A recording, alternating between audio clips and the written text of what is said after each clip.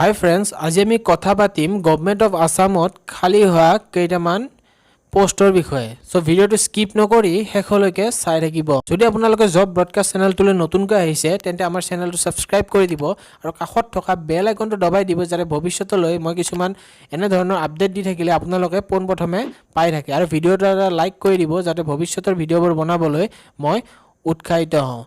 So আহক আৰম্ভ কৰো আজিৰ এই ভিডিও।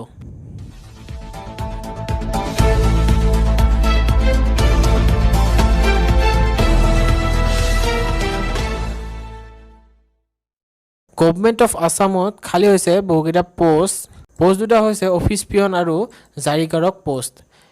তো ফাৰ্ষ্টটো ভেকেন্সিটো হৈছে অফিচ পিয়ন, কোৱালিফিকেশ্যন বিচাৰিছে 8 পাছ হ'লে হ'ব।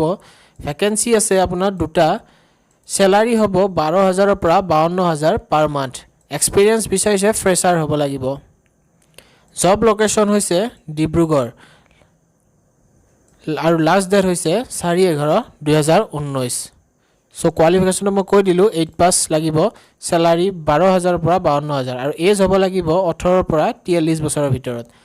2 নম্বৰ ভেকেন্সিটো হৈছে জাৰিকাৰক ভেকেন্সি। কোৱালিফিকেশ্যন বিচাৰিছে 8 পাছ হ'ব লাগিব। ভেকেন্সি দুটা আছে, চেলাৰী 14,000 ৰ পৰা 60,500 টকালৈ পাৰ মান্থ। এক্সপিৰিয়েঞ্চ হৈছে ফ্ৰেছাৰ। জব লোকেশ্যন হৈছে ডিব্ৰুগড় আৰু লাষ্ট ডেট হৈছে 4/11/2019 আৰু কোৱালিফিকেশ্যনটো হৈছে 8 পাছ, চেলাৰী 14,000 ৰ পৰা 60,500 আৰু এজ হ'ব লাগিব 18 ৰ পৰা 43 বছৰ। ইয়াত নোট এটা দিছে যে কেণ্ডিডেটজন 18 বছৰৰ পৰা 43 বছৰৰ ভিতৰত হ'ব লাগিব ৰিলেক্সেশ্যন ৰুল মতে।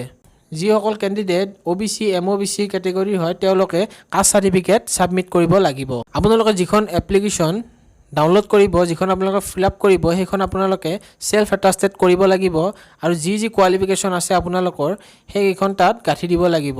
যেনে age certificate, caste certificate, income certificate, SC certificate এইসমূহ আপোনালোকে দিব পাৰে। 2 কপি পাছপৰ্ট চাইজ ফটোগ্ৰাফ লাগিব, তাত আপোনালোকে সেলফ এটাষ্টেড কৰিব লাগিব। যদি ফৰ্মখন আপোনালোকে ইনকমপ্লিট কৰে তেন্তে সেইখন ফৰ্ম আপোনালোকৰ ৰিজেক্ট কৰা হ'ব। সিলেকশ্যন প্ৰচিডিউৰ কেনেকুৱা হ'ব? প্ৰথমে আপোনালোকৰ ৰিটেন টেষ্ট হ'ব আৰু ভাইভা ভইচ হ'ব। 2 নম্বৰটো হৈছে নাম্বাৰ অফ TA কেণ্ডিডেট সকলে ৰিটেন টেষ্ট আৰু ভাইভা ভইচ হ'ব। হাউ টু এপ্লাই কেনেদৰে কৰিব?